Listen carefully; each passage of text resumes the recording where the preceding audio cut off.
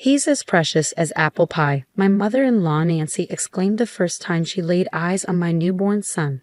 She lavished him with so much affection that it was obvious how deeply she loved him. She even eagerly looked after him when I was at work. At the time, I hadn't fully grasped the extent of her adoration. My name is Emily, and I'm 28 years old, working full-time. I married my husband Liam a year ago, and shortly after, we moved in with his parents. Before moving in, I had some reservations, but my relationship with my mother-in-law seemed generally positive. She even helped us with household chores, which was appreciated since my husband and I were both juggling busy work schedules. However, there was one aspect that troubled me, her constant inquiries about our plans to have children. It's been a year since you got married. Aren't you planning on starting a family soon? You're not getting any younger, you know. These daily remarks were beginning to weigh heavily on me. Though I wanted children eventually, we had financial considerations to address first. From my perspective, a year of marriage was still just the beginning, and I wanted to ensure we were financially stable before starting a family. It was clear my mother-in-law was eager for grandchildren, but her persistence was adding unnecessary pressure. One evening, after Nancy had gone to bed, I decided to broach the topic with Liam. She keeps bringing up the topic of kids. How do you feel about it? Her daily remarks are putting a lot of stress on me, I confided. Liam seemed taken aback, apologizing for not realizing how persistent his mother had been. He assured me he would talk to her about it. Then he proposed something. Not because Mom is pushing us, but should we start thinking about having a child? My upcoming promotion might lead to a salary increase, which could give us more financial flexibility. Plus, it might be wise to try for a baby while you're still young, Emily, he suggested. Liam wasn't pressuring me, but he wanted us to consider the idea more seriously. If your salary is going to increase, that might be a good idea. I'll think about it, but for now, please speak to Nancy about giving us some space. I agreed, requesting time to consider our options. A few days later, Liam spoke to his mother, and thankfully, her constant prodding eased.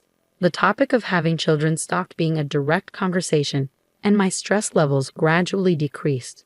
Once things calmed down, I found myself more open to the possibility of starting a family. A few months later, Liam and I agreed to wait for his promotion to be confirmed before trying for a baby.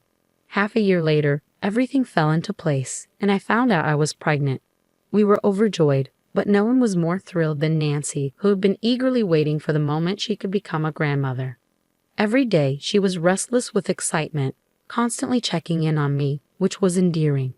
Although I hadn't appreciated her earlier impatience, I understood her eagerness to welcome a grandchild. Gradually, I found myself growing more at ease in my interactions with her. A few months later, the day of my delivery arrived. With the support of my husband and Nancy, I gave birth to a healthy baby boy, despite my initial fears and worries. We named him Jackson. Holding our little son brought me an indescribable sense of joy. After the delivery, I took parental leave to focus on caring for our newborn. As a first-time mother, I was learning the ropes of child rearing, which proved more challenging than I had anticipated. Nonetheless, the joy of having Jackson far outweighed the difficulties, and I treasured every moment with him. Time seemed to fly by, and before I knew it, Jackson was nearly a year old, and my parental leave was coming to an end. I planned to return to work, but we encountered an unexpected hurdle. We couldn't find a child care center. We knew there was a shortage, but the difficulty of securing a spot caught us off guard. Liam and I were left unsure of what to do next. I ultimately chose to extend my parental leave. During that time, Jackson continued to grow, and by the time he was nearly 2, I was ready to return to work. We still hadn't found a child care center, but Nancy offered to take care of Jackson. Emily, you don't want to quit your job, do you? I'm always home, so please don't hesitate to leave him with me, she said. I'd be lonely without him. Her offer was a blessing. With our son nearing 2, Liam and I planned to enroll him in preschool when he turned 3. There appeared to be enough availability at nearby kindergartens, and we thought we could manage for another year. For the past 2 years, we'd shared childcare responsibilities with my mother-in-law, whom we trusted completely with our son's care. Thanks to her, I successfully returned to work, and everything was going smoothly. Our life was harmonious and free of complaints. A year after adopting this routine, as our son was nearing his 3rd birthday, I noticed something unusual about him. He used to greet me excitedly when I returned home, but now he seemed distant. He was constantly by my mother-in-law's side, hesitant to engage with me. I thought perhaps he had grown too attached to Nancy since she was his primary caretaker. Still, I made every effort to connect with him and wondered what might be causing the shift. Then, a more troubling issue arose. Jackson had suddenly stopped speaking almost entirely. As he had grown older, he had become a chatty child, sometimes even to the point of excess. Now, it was as if he were a completely different person, silent and withdrawn. I wondered whether my absence was causing him to feel lonely or if there was something else going on. My husband also noticed something was amiss, so we decided to take him to the hospital for an evaluation. However, my mother-in-law strongly opposed the idea. A hospital? Jackson's fine. He's a good boy, she insisted. I'm the one taking care of him, so trust me. Don't label him as sick. My mother-in-law protested frantically. Her strong resistance raised my suspicions. Normally, a protective mother would want to rush to the hospital if she thought something was wrong. Yet she was actively opposing us taking him. My previous trust in her caring for our son now began to waver. My husband also sensed something off about my mother-in-law and brought it up one night after she went to bed. Do you really think nothing's wrong with Jackson? Mom's so adamant that he's fine, but I think we should get him checked out, he said. I agreed with my husband. Our once lively, talkative son had become completely subdued. No matter how much my mother-in-law insisted he was fine, we couldn't just ignore the changes in him. We decided on the spot to take him to the hospital right away. A few days later, my husband adjusted his work schedule to match mine, and we took our son to the hospital. My mother-in-law remained unhappy about our decision. I told you he's fine. This is a wild goose chase, she grumbled as we left the house. She initially wanted to accompany us, but my husband suggested it would be best if just the two of us went. Ignoring her irritation, we set out for the hospital with our son. Our focus was entirely on our child, not on my mother-in-law's reactions. Throughout the drive, our son remained silent.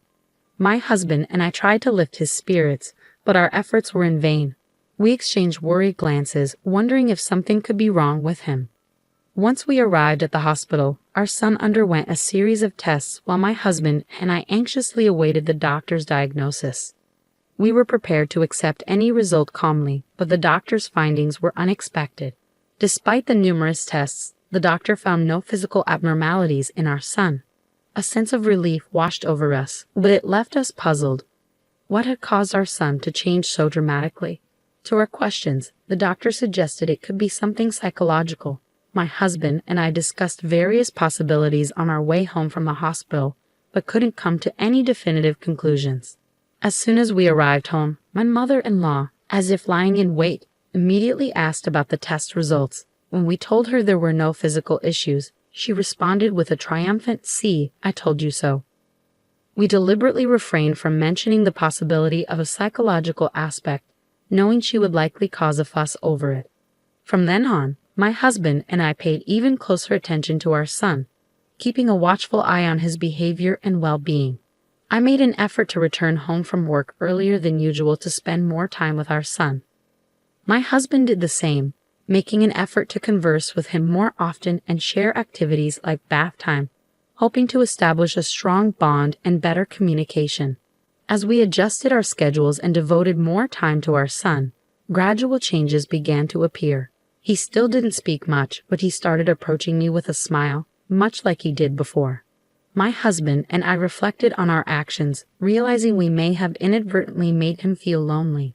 I even considered the possibility of quitting my job. Then, one day after work, I arrived home to find our son eagerly waiting to greet me. Such a sight had become rare, and it filled me with joy.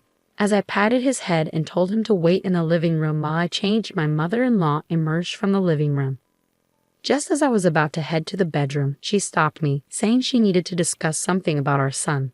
Lately, Jackson has been showing a defiant attitude towards me. Did you say anything to him? She asked calmly, but her smile seemed strained, sending a shiver down my spine.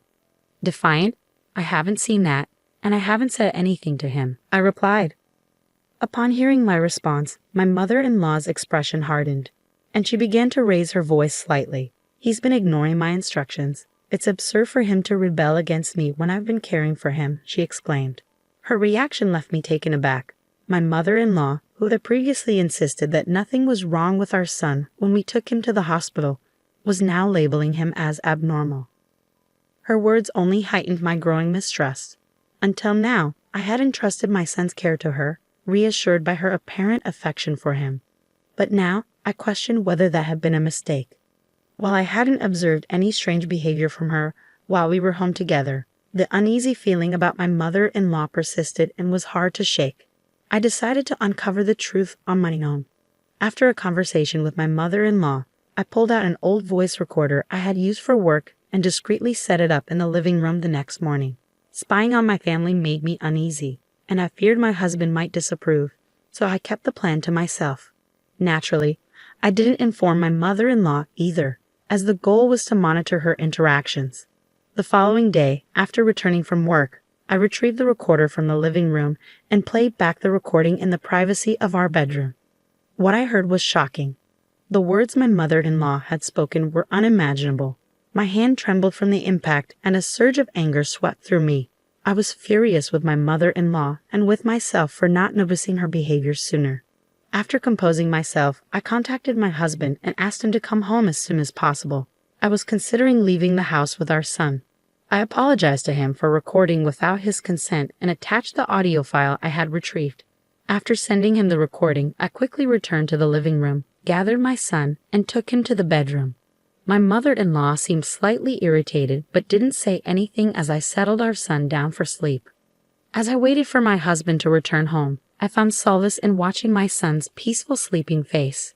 Suddenly, I heard the sound of my husband entering the house, followed by the echo of his raised voice from the living room. "Hey, Mom, what's going on?" he exclaimed, his hurried footsteps revealing his urgency. Rushing to the living room as quietly as possible, so as not to disturb my sleeping son, I found my mother-in-law standing there, visibly taken aback by my husband's uncharacteristic anger. Attempting to calm him down, I reminded him, "Jackson is sleeping."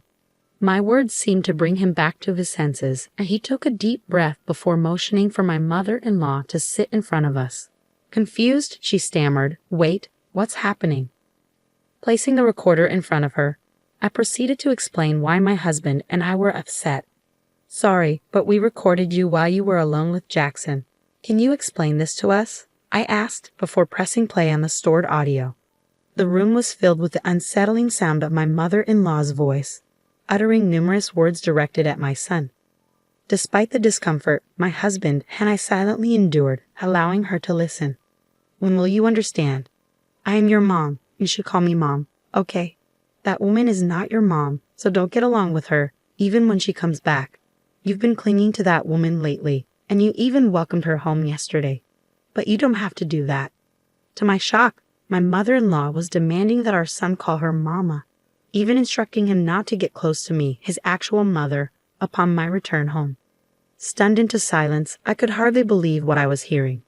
When I first heard the recording, I realized it explained why our son had been acting strangely. My husband listened in disbelief as he heard his mother referring to me, Emily Wright, and teaching our son that I wasn't his real mother. He confronted his mother, calm yet clearly angry. Re-listening to the recording only deepened the disturbing reality of what had been happening.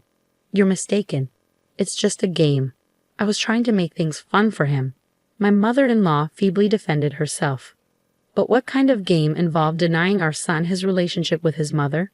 It was appalling to think she had acted normal around us, while secretly filling our son's head with this harmful nonsense. "You called our son abnormal, but who's the abnormal one here?" My husband questioned. Our son simply wanted to be with his mother, and for that, she had labeled him as unusual. "Is this your idea of a game?" he pressed. "Do you really think such an excuse will work? Explain yourself." My usually gentle husband confronted his mother with a stern expression, demanding an explanation. Cornered, she remained silent, keeping her head down. Finally, my husband, losing patience, slammed the table. "We cannot allow someone who acts so irrationally to be near our son. We're leaving this house." Upon hearing this, my mother-in-law's demeanor changed. She quickly looked up in alarm. "Leave? What do you mean? You can't." She started apologizing profusely, realizing what our departure would mean for her life. Losing access to her grandson and our financial support would put her in a difficult position. I felt deep contempt when she only seemed concerned about her situation once her comfort was threatened. Do you think an apology can fix this? Do you understand how our 3-year-old son felt? I said, tears welling up at the thought of our son's emotional distress. My husband's eyes were red with anger and sadness as he turned his gaze on his mother. We're leaving whether you like it or not. As far as we're concerned, you're no longer family.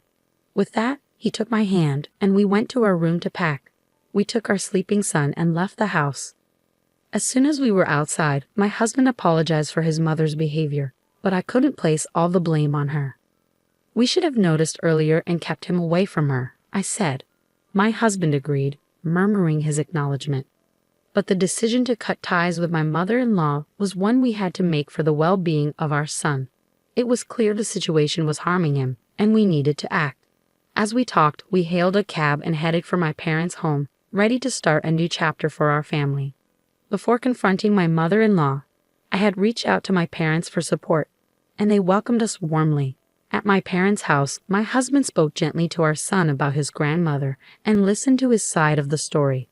However, as expected, our son remained silent, possibly hiding a deeper hurt. Let's give him time to talk when he's ready, we agreed, aiming to keep him calm while considering counseling for him. Jackson, I'm sorry. From now on, it will just be the 3 of us, Mom, Dad, and you. You don't have to worry anymore, my husband said, gently patting our son's head. Then, in a small voice, our son spoke, I don't like Grandma. Surprised, I reacted, Jackson, can you talk? Both my husband and I held back tears as we waited for our son to share more. With our reassurance that he wouldn't be living with his grandmother anymore, he slowly opened up about his fear of her anger and her attempts to convince him I was a wicked demon. He shared his confusion and his struggle to understand how to reconcile this love for both his parents with his grandmother's behavior. Listening to him speak, I deeply regretted trusting my mother-in-law and prioritizing work. My husband and I apologized to our son and reassured him that from now on, it would just be the 3 of us together, and we would protect him. We lived with my parents until we found a new home, and without my mother-in-law's interference, our son gradually regained his cheerful self and resumed speaking normally with me. Seeing his smile return filled me with relief and gratitude. My husband regularly received messages from his mother begging us to return, but he never responded. I used the blocking feature on my phone to avoid her messages. Recently, my husband went back to his parents' house alone to retrieve our belongings. He said he completely ignored his mother, who cried like a child.